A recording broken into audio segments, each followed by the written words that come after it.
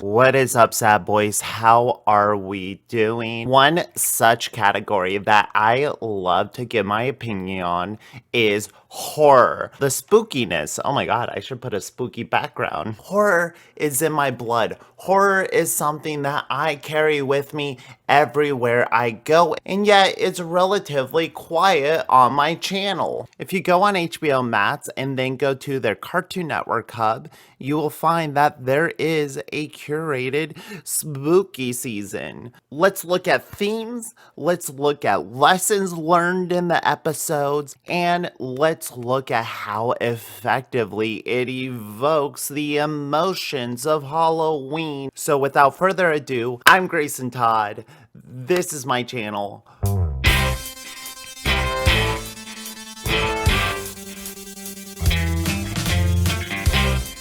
Maybe I'll rank these in like a list, and then that way we have like good specials to show.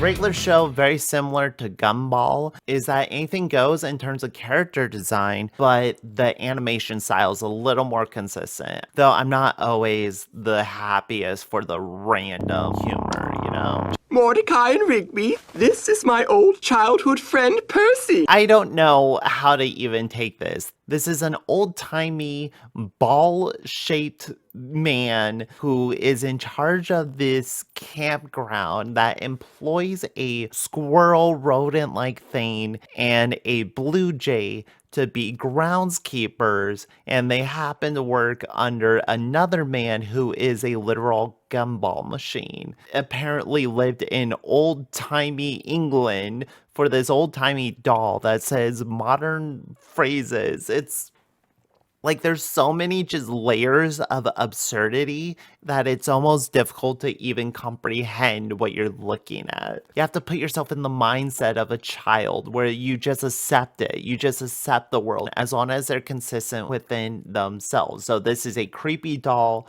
that says creepy things. Seriously, I'm gonna draw on your face. Is that funny? I don't know. This is definitely like the most random out of all the episodes I've watched. And I wouldn't expect anything less from regular show. Cool. Lame. I thought you guys said these stories were gonna be scary. I don't know what this individual is supposed to be, but I guess they're like a zombie Frankenstein monster thing. This is a ghost cloth with a hand sticking out of it. But that's who they are, and that's what we're looking at, in case you're confused. Yeah. Savage, savage, savage. Gotta say, I enjoyed these characters a whole lot less. I was mildly into Pops and the story about his doll, but this one is really, unlike Steven Universe, who used pop culture and popular fandoms to inform the characters in the world, regular show just kind of shoves it in or just like takes pieces of whatever they want to show whatever they want whenever they want. I liked the first story a little more. There's a little more of a through line, but it wasn't great. So this is the first one that I would say, ugh. I guess if your child likes regular show, they're not gonna hate it. But for me, not my favorite.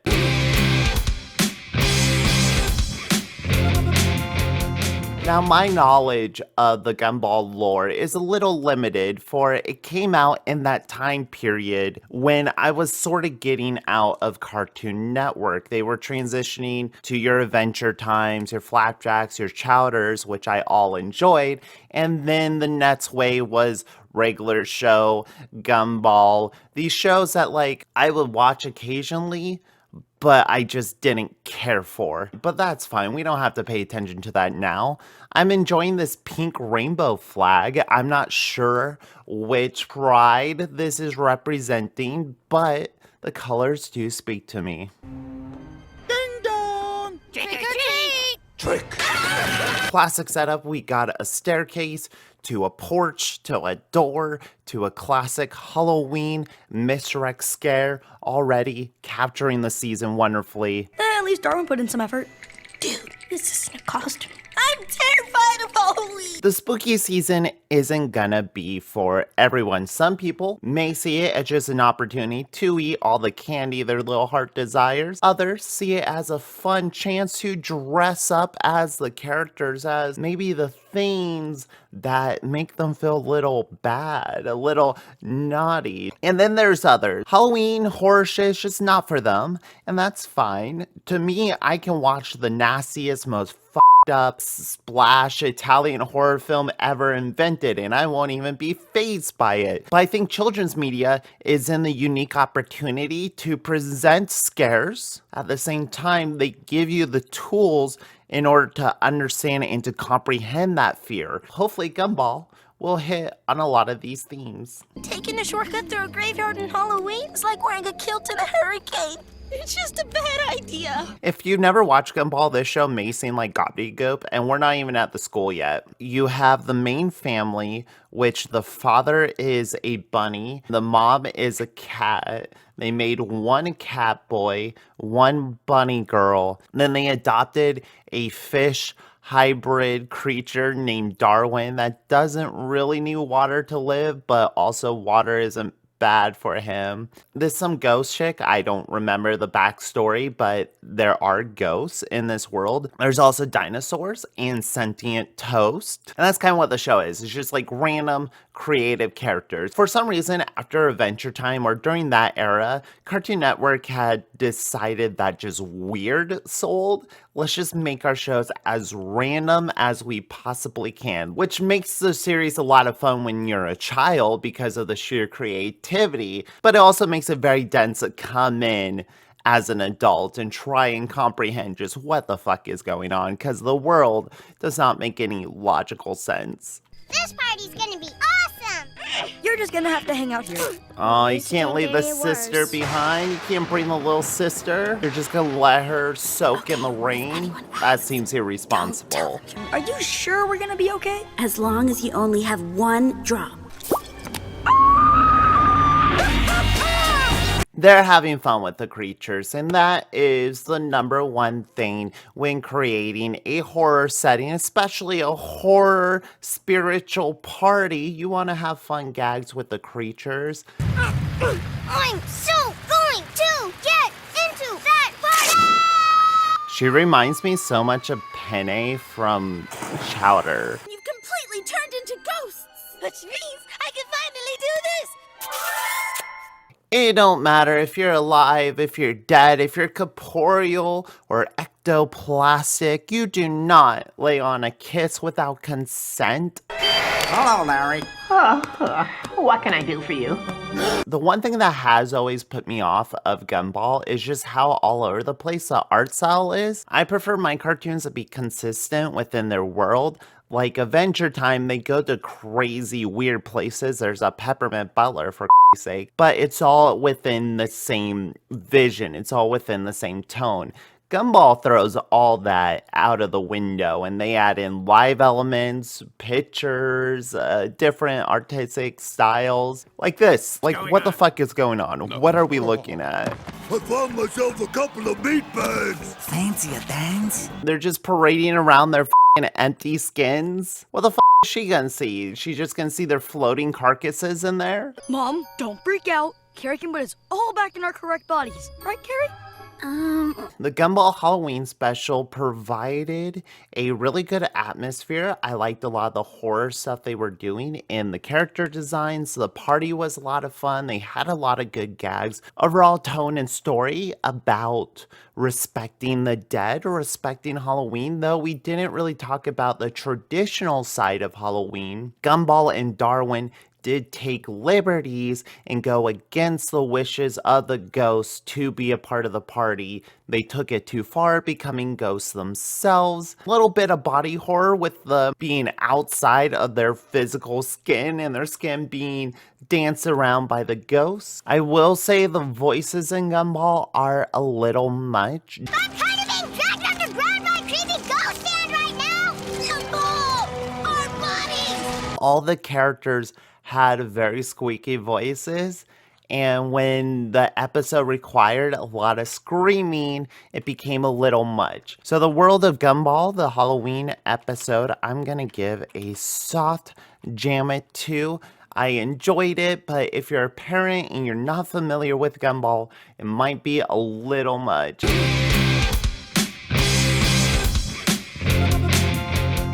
Never heard of Clarence? F it, Spooky Boo, let's go. This is what I'm here for, judging shows I literally have no reference for.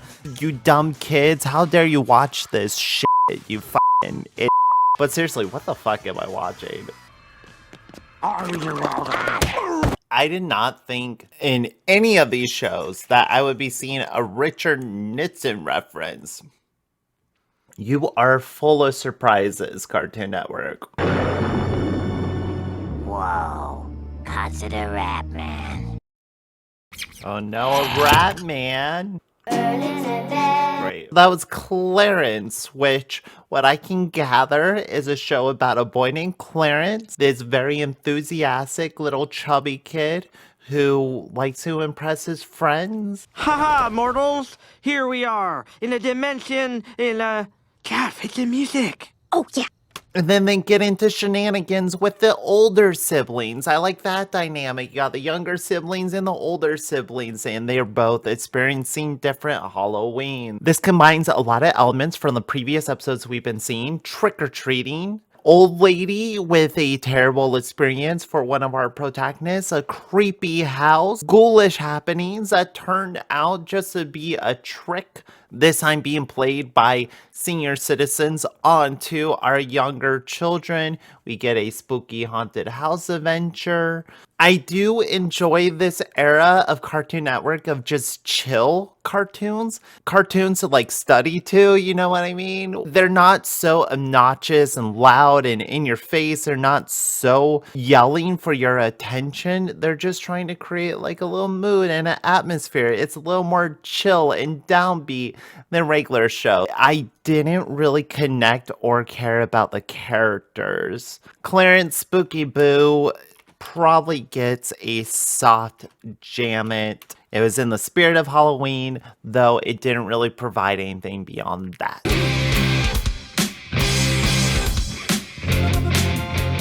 Unlike what Uncle Grandpa is sure to provide us, Uncle Grandpa, a show whose title makes me horribly uncomfortable. Hopefully the show itself won't do the same. I do like the rainbow world he lives in though. We're being random, folks. Get random. Super duper spookified haunted house on wheels. So far, a lot of similar themes to Clarence. We have teens. We got a homemade horror experience. I like his little fanny pack here.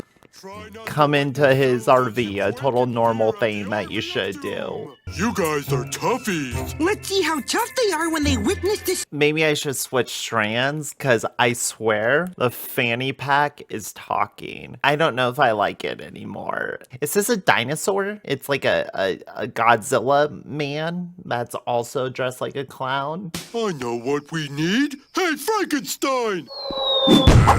I knew it was going to happen at some point. I knew at some point we were going to perpetuate the same lie that the creature, the monster from Mary Shelley's Frankenstein is, in fact, Frankenstein. And that is not true. A is Frankenstein. And 2, this is the monster. This is just a jumbled hodgepodge of corpses, limbs, and flesh. It's a live scrap. It's Pinocchio in that sense. It's not even a real boy. Never escape it. I'll just go. What is this?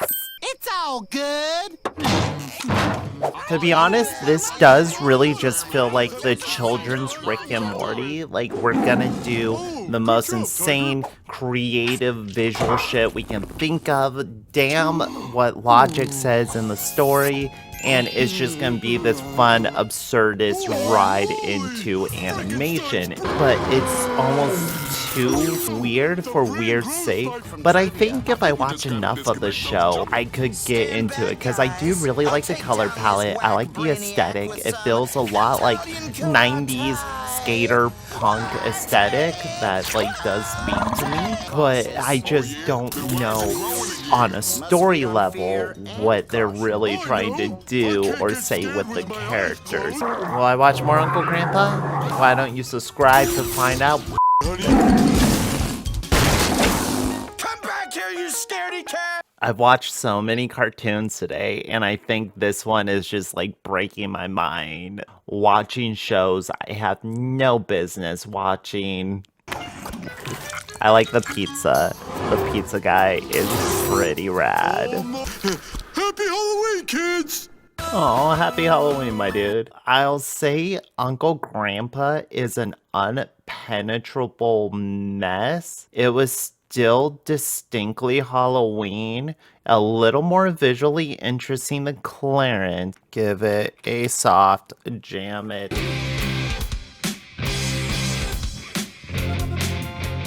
What the hell are the bears? We bears. I don't know what this show is, but Halloween is in the title. Okay, they're adorable. They're fucking adorable. What are they? There's a panda bear, a grizzly bear, and a polar bear, and they're just friends? They live in a hobbit hole. Captured my interest, bears. Yeah, it's pretty accurate to my essence, I guess. Ice Bear loves hugs. Hug me. Ice Bear would not say that. This is not Ice Bear's essence. So far, I'm loving boy, Ice smells Bear. so good. He's very Thanks, dry. One, why was there an axe in the fridge? Not where I usually keep my axes, but I guess you want that metal crisp when you chop. This poster is speaking to me though. Well, that ain't nothing compared to the next story. A 10-year-old girl who goes to college. I don't know what's happening now. This is regular characters. This is a separate story. Oh, you have no idea how awesome you are right now, Chloe. Really? To be honest, if like I had a friend and they turned into like a fuzzy little bear person, I would think that'd be pretty fucking cute too. Their game Boba? What? Boba right fucking here in my heart. Holy shit. H? Oh well. So similar to Adventure Time's Gable episodes, where they will tell 5 short gables, this was an 11-minute block, which is usually half of the 22-minute block, where they decided to cut in half and tell 2 horror stories within it. I am pleasantly surprised and also terribly confused. The first story focused around our 3 bears getting miniature bears in which they place a heart in, and giving us the classic creepy toy animatronic storyline. The animatronics do creepy things and our protagonist must find a way to stop them. It played really well in tone with the contrast of the horror elements and just how sheerly cute the bears are themselves.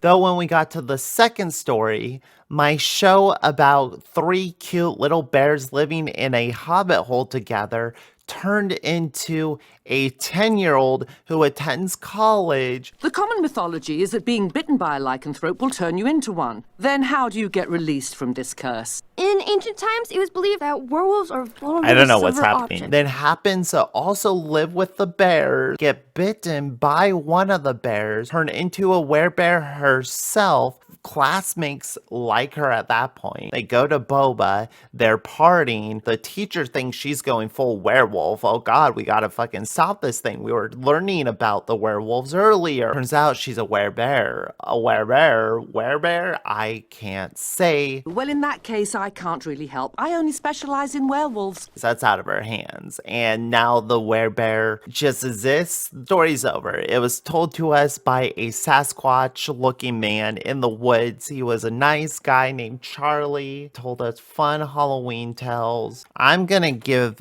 this one a soft jam it because I really like the first short in it, but the second short just wasn't as strong. Though fucking adorable, I may have to check out more Bear Bears.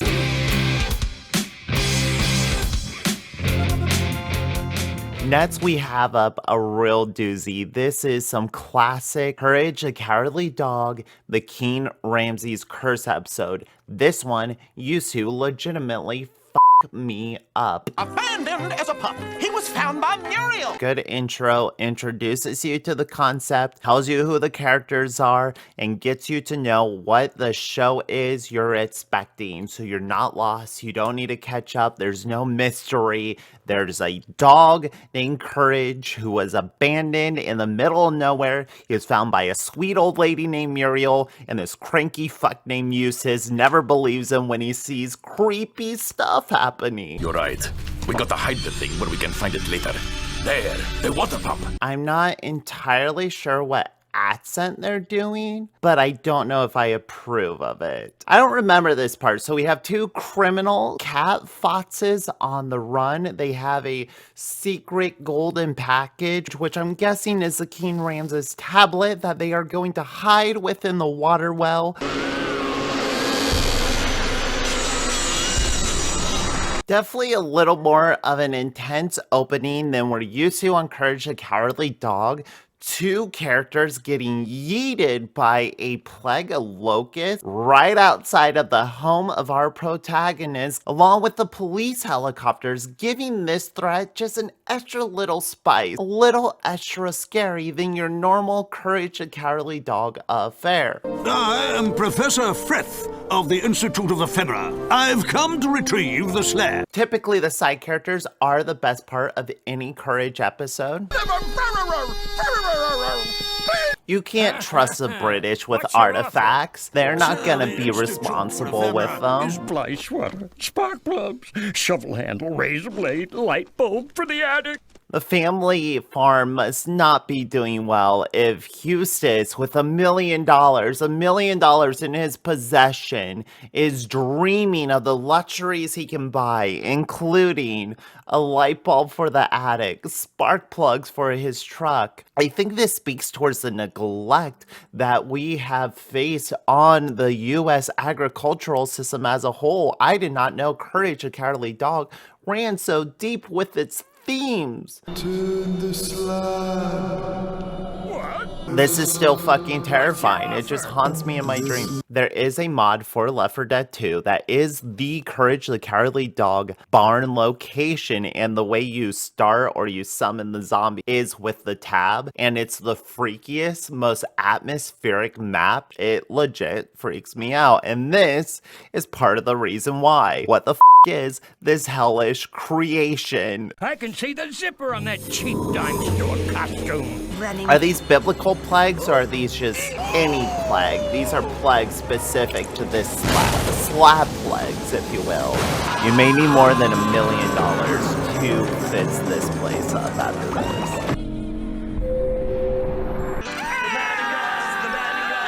The Ramsey song slaps. Samba vibe to it. At last, the allegedly cursed slab has been returned to King Ramses' crypt.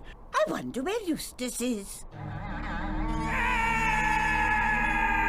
The design in Courage the Cowardly Dogs, it's just top notch. This show is not afraid to get dark. This show isn't afraid to trap one of their three protagonists in an ancient Egyptian tomb for all of time. Like Gumball, it's about the consequences of being greedy, about taking something that doesn't belong to you. The slab is a cornerstone onto the casket of King Ramses by those two German foxes we met in the beginning, where upon taking it, you will be subjected to 3 curses until you give it back. And if you don't give it back at that point, then you will then become buried with King Ramses himself. What works about Courage, what helps make the horror seem so threatening, is the layout of the house. I feel like as a kid, I knew every room, every location on that plot. You understand the layout, you understand how exposed they are,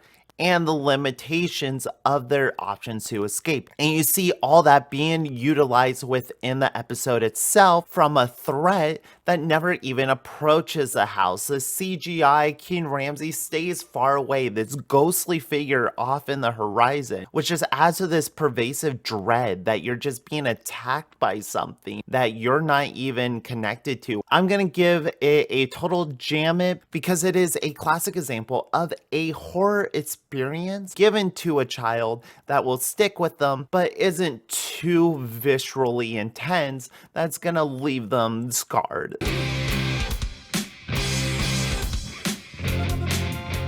Foster's Home for Imaginary Friends. Now this is a throwback.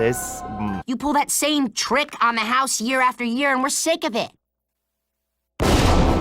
That Mojo Jojo reference, way solid. Visually, everything looks the same. Audibly, I don't remember the voices sounding like that. Speaking of Mac, did you make sure that he's secure? Yes, I made sure he's secure. If this show escapes your memory, your purview of your childhood, there is a home in which your imaginary friend, when you have abandoned them and moved on, much like Toy Story, they go to this home and they live out their days. Mac, our young boy with a bowl cut, he can't give up on his boy Blue. Blue is still his imaginary friend. They all hang out. There's an old lady and young girl that works there. Her name's Fran or Franny.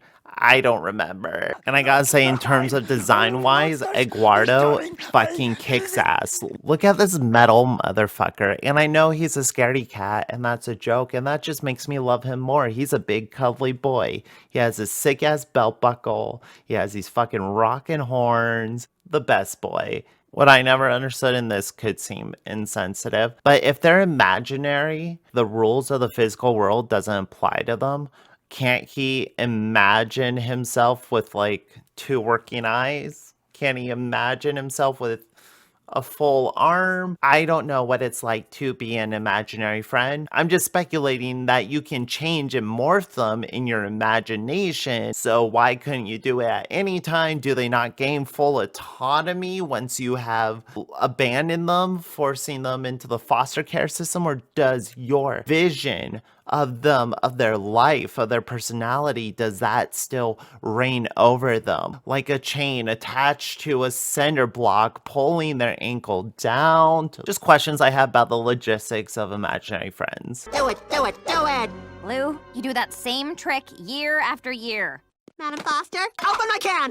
Oh, that's a big no-can-do. Got you! Woohoo!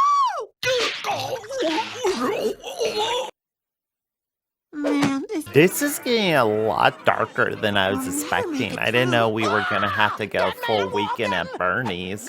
Is that another Star Wars reference? My god. Go, go! Oh, that was close.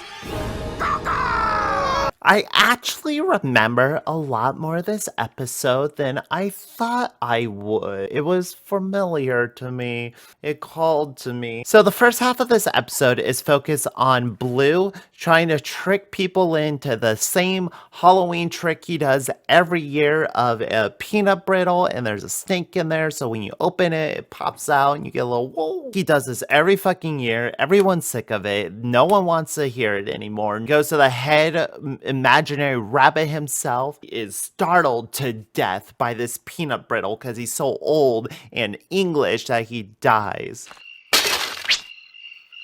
As far as obnoxious prankster characters go, Blue is definitely up there with one of the most just like annoying characters. Compared to the other episodes we've seen so far, this feels like it's aimed at just a slightly younger audience. But I will say that this character that you just kind of hate and don't want to see anymore is really effective when the second half kicks in and turns into a full-blown horror film. Mr. Wilson seems to come back from the dead as a zomboid. backed into a corner. The only solution they have is to unleash an even worse monster. It's funny because like children, you give children sugar and then they go fucking crazy. Woo! And then it all turns out to be one big prank against Blue to let him learn just how unfunny the receiving end of the prank can be. Will children watch this and want to be like Blue, or will they learn the lesson that when you do pranks at other people's expense, it makes you seem like a bad person? It's a classic Halloween episode that I remember watching every year on Cartoon Network. It doesn't really speak to my interest as much now, as much as the Courage the Cowardly Dog episode or the Billy and Mandy episode, but it still is a very worthwhile special.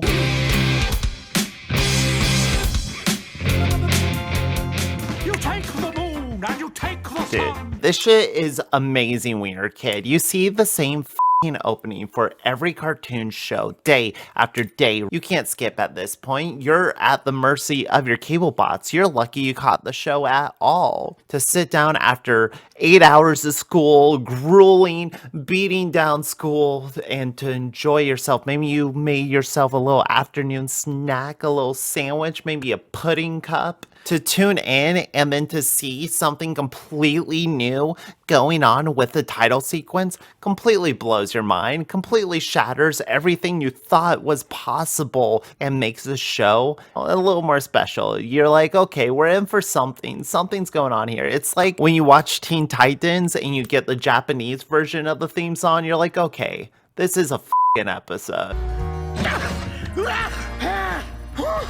SpongeBob would do this too. Whenever you would go above water, you would see puppetry. Flapjack had puppet elements, and it's like touches of it make it special.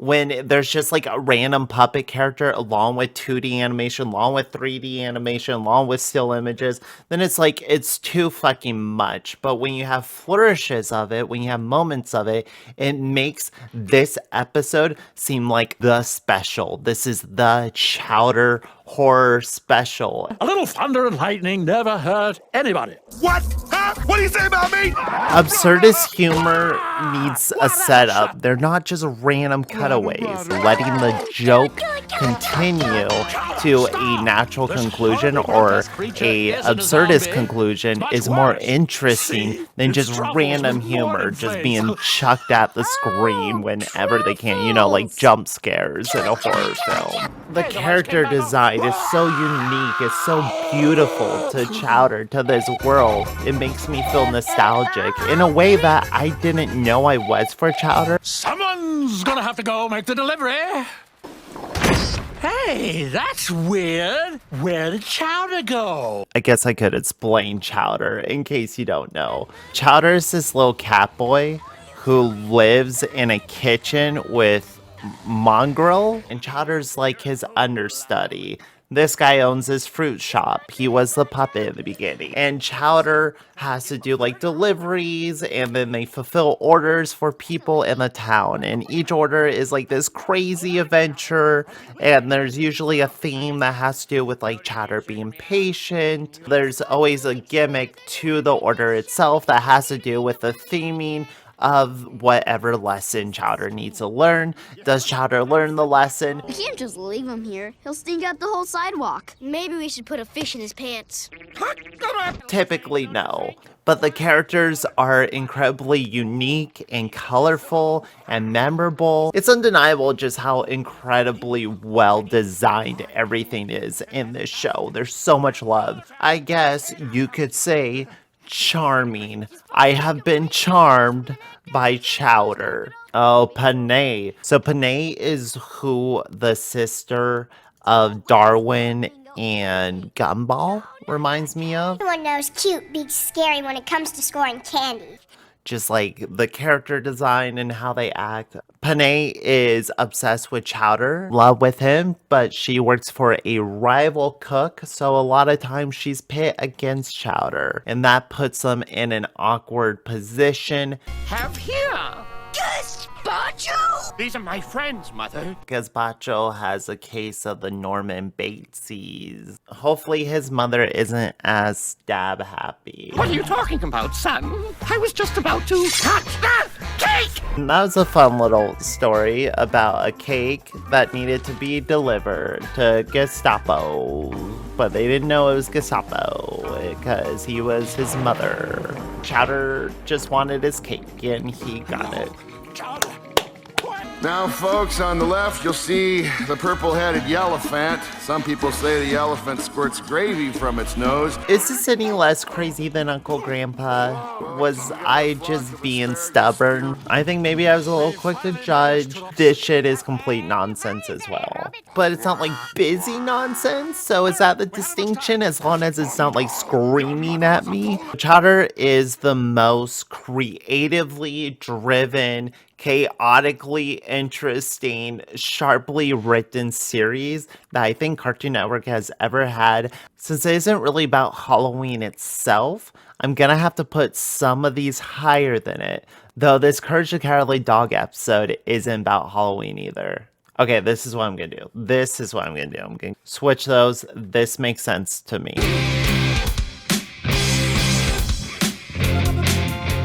I feel like I am in the spirit already.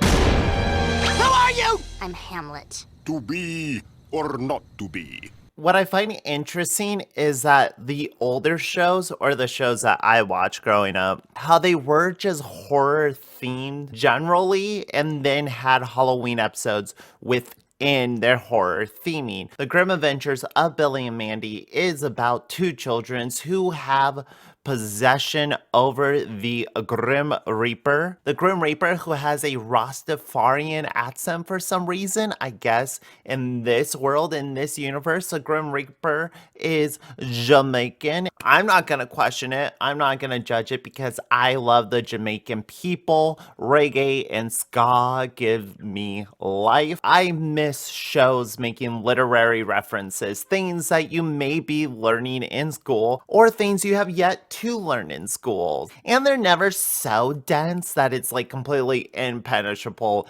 on the part of the audience. If it is, we move on so fast you can't even comprehend it. He who wields the power of the scythe could Open the vortex to the underworld, unleash unspeakable chaos, and end the world as we know it. Just like the dynamic between Darwin and the cat one, just like their dynamic, Billy and Mandy are two children with a little more power than they should have, a little more power than they're used to wielding. Unlike Gumball though, I do find, Gumball's the name.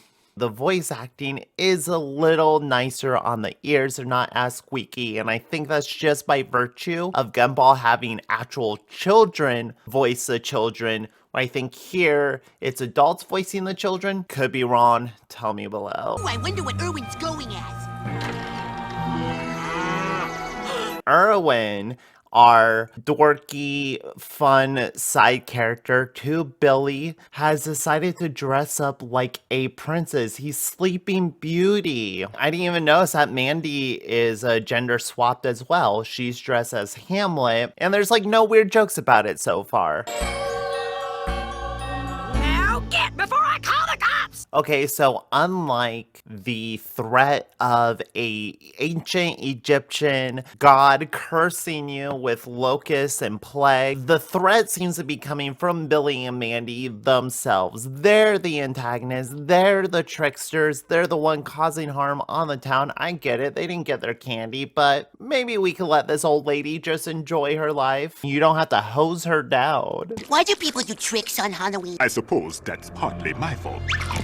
You see, it all started a long time ago. We're jumbling in a whole lot of lore here. I always enjoy stories within stories, a little fun flashback to the olden times of Grimm taking the life of Jack, who used to play so many pranks that the townspeople got fucking sick of it. I had no choice. I granted him eternal life. While I would have liked to have actually heard the traditional origins of trick-or-treating because they are fun, going back to pagan mythology, but it's a lot to introduce into a children's show, so I understand why they have their own lore. Jack, being the trickster he is, struck a bargain with Grimm to grant him eternal life. He will not have a head. He will become the headless horseman, using a pumpkin instead to ride around the town, tricking people. Personally, always enjoy the world building that Billy and Mandy does. How they flesh out the underworld, how they flesh out Grimm's adventures and the rules. Whenever we get a little snippet of his before life, before Billy and Mandy,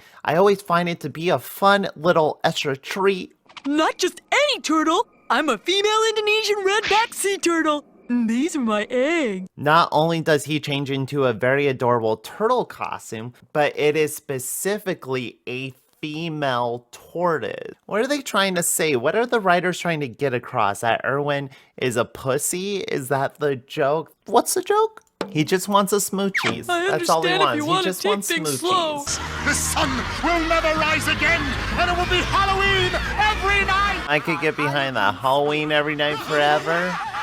I think we can do it. Then it'll always be Halloween, and that's just a world that I think I want to live in.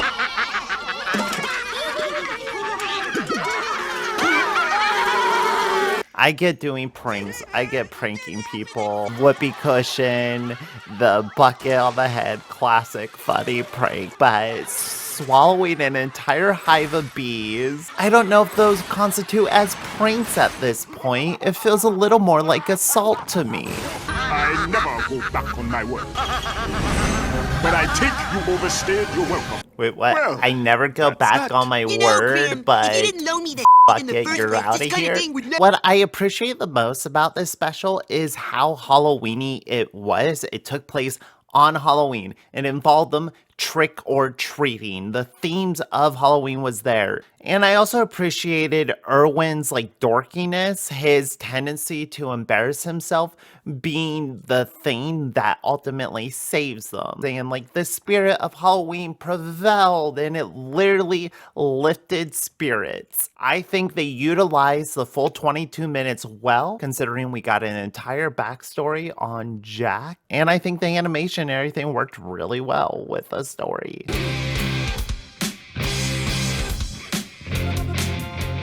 Oh, what do we got next? Steven Universe. I barely know what this show is. It has a bopper of a theme song, though, I can tell you that. I'm always happy, though, whenever punk representation makes its way into media. You find a lot when you go to punk club or you have punk characters in these shows. They rarely actually look like it or dress like it. But you have a character here with gauges, which just seems like something I would have never seen in my younger years. It makes me feel like the artists behind the show get me. I've seen that. It's boring. And that stupid fake CG bear. CG? I'm not saying that so far this is the most true to my experiences of Halloween as a child. I'm not saying if I'm this character or this character, but I'm saying at some point we all are. I had no idea there was this violent of a presence here. It happens. What I like about Steven Universe the most is Steven himself. So many protagonists of animated series, like Billy, Foster's Home for Imaginary Friends, they're all shitheads. And the show's about them getting their comeuppance for being shitheads. And it's like, you kid at home, you're a little prankster shithead yourself. And that can get pretty annoying. But here, it seems the point of the show is how genuine Steven is. And how earnest he is in every situation. Him being sweet is a major part of his character. I root for characters who are good people, and Steven is just the best person. You were stuck in the wall? The house like your body? You must have felt like you were under attack back when Lars carved his name in you. It really feels like in every episode they try to imbue some form of humanity. They really try to ground the characters down to their cores and say something about them. And in that sense, it feels like the writing and the intentions in the show are a little more pure than regular show or Gumball, where they're just more or less trying to be entertaining. This episode is about a horror club. We have a clubhouse where Steven meets up with 3 of his friends, our punk boy, our nerdy boy, and a girl. I can handle it.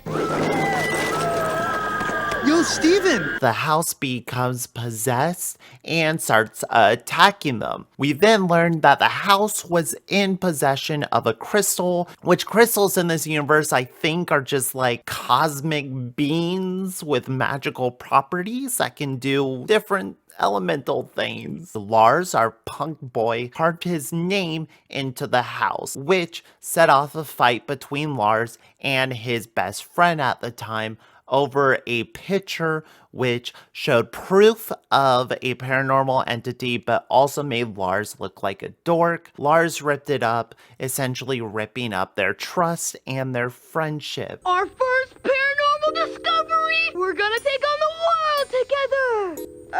So you care more about what other people think about you and your experience with your friends than actually hanging out with your friends. Movies and fandoms can bring us together. We can celebrate them. We can dissect them. We can enjoy the flaws. It transcends petty bitterness between two friends. This was extremely strong. I like this. I like the theming. I like what it has to say about horror. I might have to put it as number one. So far, this is the only one to genuinely have a message and to really have something to say in the 11 minutes that it says it in. So for that reason, it's on top of the world. If you were to go onto HBO Max and look under their spooky season category and you wanted to find some spooky Halloween themed episodes for your young ones and you also wanted to enjoy them too, this is the priority and the order in which I would put them in. Steven Universe not only presented horror, but it also commented about what horror can mean to friendship. So for that, it has the most sentimental, genuine emotions attached to it. I rate that above all else. The Billy and Mandy Halloween special is just like the most classic Billy and Mandy Cartoon Network that you can get. Chowder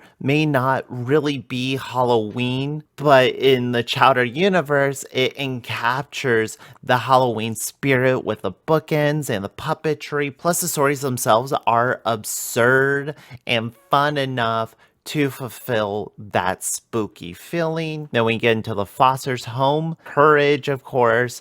Then the newer shows, We Bare Bears, Uncle Grandpa, Clarence, and Gumball, I all kind of grouped together, and all their episodes sort of felt the same. Like they represented Halloween, but for whatever reason, it just didn't really speak beyond that or deliver anything to me more than that. So I would say anything below We Bare Bears, you could probably just leave on for your kid and not watch yourself, or else you're going to be horribly lost. So here's a list I made after watching all these shows.